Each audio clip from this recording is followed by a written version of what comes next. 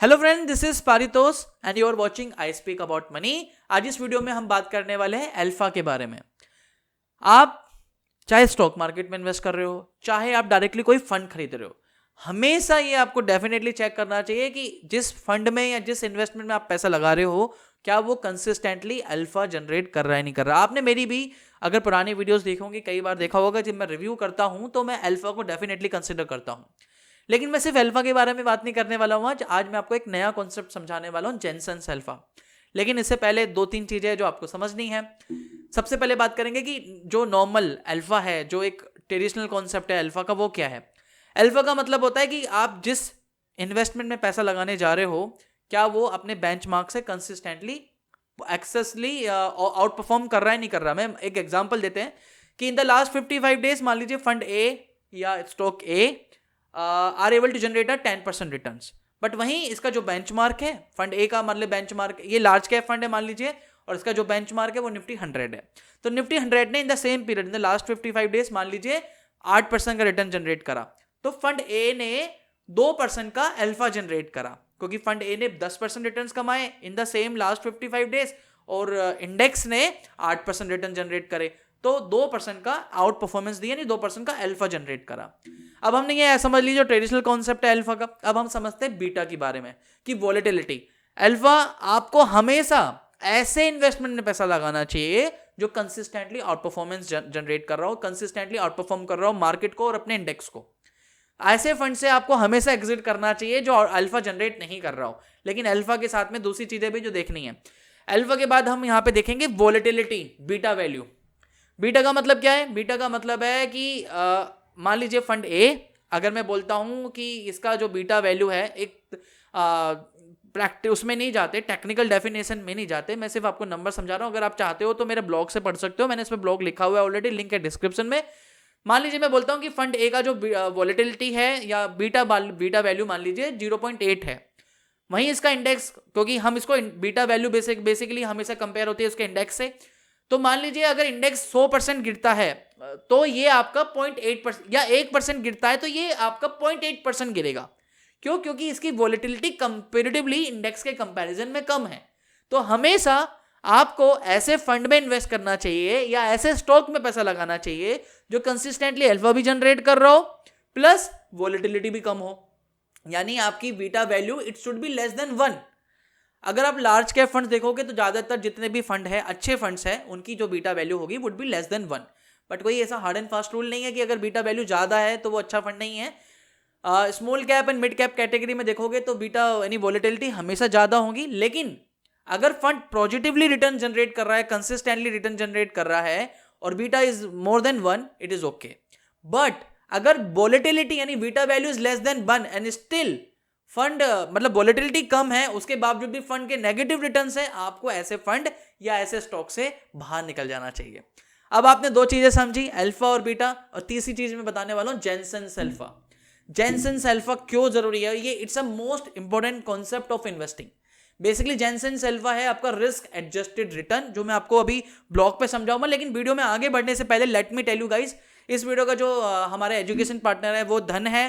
धन के बारे में अगर हम बात क्यों कर रहे हैं कि गाइस, अगर if you want to open your demat account और अभी तक आपके पास डीमैट अकाउंट नहीं है तो यू कैन कंसीडर धन।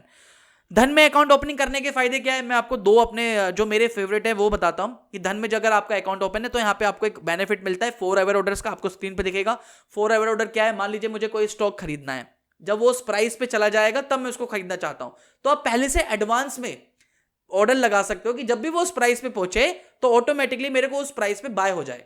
तो आप ये 4 अवर ऑर्डर लगा सकते हो, जब भी वो उस प्राइस रेंज पे पहुंचेगा ऑटोमेटिकली आपका बाय हो जाएगा, तो आपका ये ऑर्डर ऑटोमेट हो जाएगा।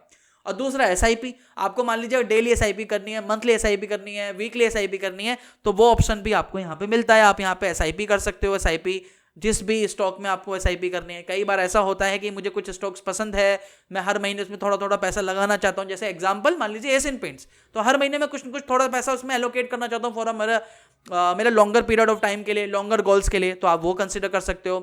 प्लस अगर आपने मान लीजिए ट्रेडिंग करनी है तो ट्रेडिंग के लिए भी आपके काफ़ी यूज़ है, क्योंकि यहाँ पे धन के साथ में ट्रेडिंग व्यू का इंटीग्रेशन है। तो ट्रेडिंग व्यू जो प्रीमियम वर्जन है वो आपको यहाँ पे फ्री में मिलता है। तो उसके लिए जो 2,000-2,500 रुपए देने पड़ते हैं मंथली, वो देने की जरूरत नहीं है, वो आपको यहाँ पे फ्री में मिल जाएगा।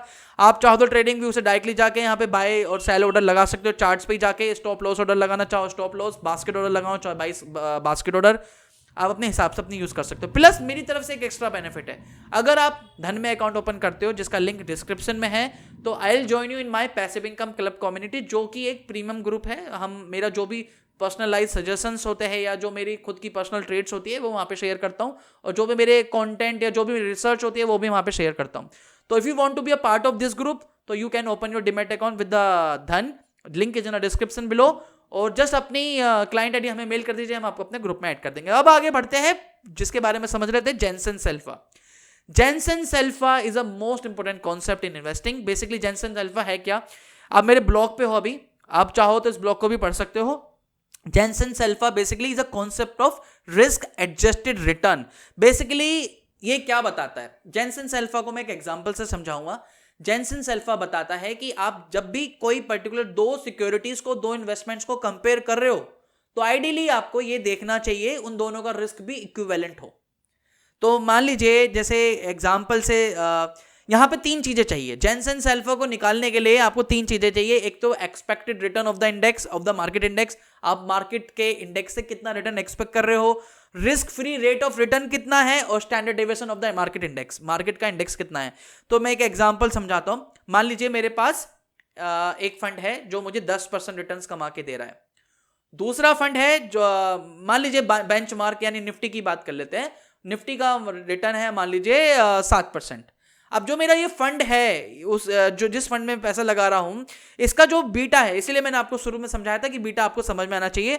इसका जो वोलेटिलिटी है वो है 0.75, यानी as per compare to Nifty 50 या इंडेक्स के कंपैरिजन में इट इज लेस वोलेटाइल। तो हम दोनों को कंपेयर उसकी वोलेटिलिटी के हिसाब से करेंगे। तो यहां पे हम क्या फॉर्मूला देखेंगे, हम पहले यहां पे हमें दो चीजें चाहिए। एक तो हमें चाहिए कि हमारा मार्केट का जो रिटर्न्स है वो कितना है, प्लस हम अगर यही पैसा सेविंग अकाउंट में डाल दे या फिक्स डिपॉजिट में डाल दे तो हम कितना रिटर्न एक्सपेक्ट कर सकते हैं जो कि रिस्क फ्री होगा। मैंने यहां पे मान के चला है 4%। अगर यही पैसा जो मैं इस इन्वेस्टमेंट में लगाने वाला हूं, अगर मैंने ये एफडी में डाल दिया, तो आई कैन एक्सपेक्ट कि 4% तो रिटर्न मिल जाएगा इन द नेक्स्ट 1 ईयर, ये एक्सपेक्ट कर सकता हूं। तो आपको करना क्या है, मैं इस फंड से एक्सपेक्ट कर रहा हूं 10%, आप करेंगे इसको -4%, फिर -1 मतलब माइनस वैल्यू, एंड देन जो आपके इंडेक्स का रिटर्न है द लास्ट 1 ईयर वो कितना है 7%। मैं एक एग्जांपल ले रहा हूं, आप इसको माइनस करेंगे 4%, मतलब मार्केट से रिस्क फ्री रिटर्न तो 4% में मान के चल रहा हूं ना, आप इसको मल्टीप्लाई करेंगे 0.75। 0.75 क्यों, क्योंकि वोलेटिलिटी 0.75 है, तो आप इसको मल्टीप्लाई 1 नहीं कर सकते, दोनों इक्विवेलेंट नहीं है। Fund A is less volatile compare to Nifty 50, it's a index. तो इसका जो अल्फा होगा वो होगा 3.75। अभी तक मैंने क्या समझाया था स्टार्टिंग में कि अगर किसी पर्टिकुलर फंड का अल्फा देखना है तो आप देखते हो उसकी एक्सेस रिटर्न कितना है कंपेयर टू निफ्टी 50। अगर मैं इसको नॉर्मल जो ट्रेडिशनल कॉन्सेप्ट है अल्फा का, वो क्या है 10% ये दे रहा है मेरा पर्टिकुलर फंड, ये कितना कमा रहा है 7%, तो कितना अल्फा होना चाहिए था 3%। लेकिन यहां पे क्यों आ रहा है 3.75? 0.75% एक्स्ट्रा क्यों आया है? 0.75% एक्स्ट्रा इसलिए आया है बिकॉज आपके फंड की वोलेटिलिटी कंपेयर टू इंडेक्स कम है। कितनी कम है? 0.25% से कम है। तो आप इसलिए यहां पे जो कैलकुलेशन आ रही है कि इस कम रिस्क लेते हुए भी आपका fund are able to generate 3% extra return, इसका इसलिए एक्स्ट्रा रिटर्न्स, एक्स्ट्रा रिवॉर्ड, यानी इसको हम वी कैन से कि रिस्क एडजस्टेड रिटर्न कितना है 3.75%। आई नो थोड़ा सा टेक्निकल कॉन्सेप्ट है, इसलिए मैंने इसमें ब्लॉग भी लिखा हुआ है ताकि आप इसे थोड़ा सा और डिटेल में पढ़ो, लेकिन ये ध्यान रखिए कि 3.75% is the risk adjusted return. तो सिर्फ 3% में रिटर्न एक्स्ट्रा जनरेट नहीं कर रहा हूं, I am getting 3.75% because my fund is less volatile compare to Nifty 50।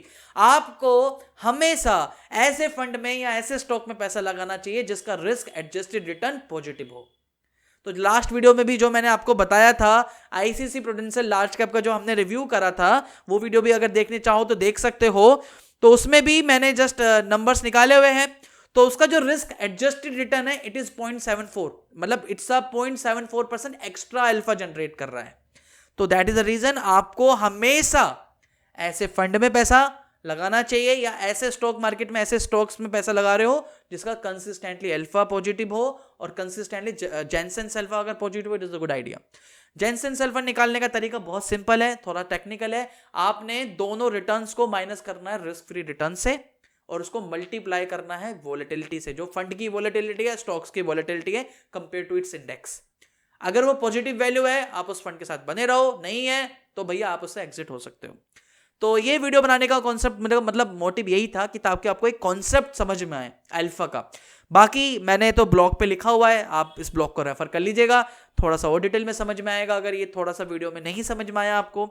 और अगर आप और कुछ जानना चाहते हो, हालांकि हम वीडियो में आगे और मैं आपको फंड्स बताने वाला हूँ जिन जिन फंड्स के जेनसेंस अल्फा पॉजिटिव है, और लेकिन अगर आपको थोड़ा सा पढ़ना है तो आप ब्लॉग रेफर कर लीजिएगा, लिंक है डिस्क्रिप्शन में। आई होप इस वीडियो से कुछ तो हेल्प मिलेगी। नेक्स्ट वीडियो मिलते हैं नए टॉपिक के साथ, तब तक धन्यवाद। वंदे मातरम।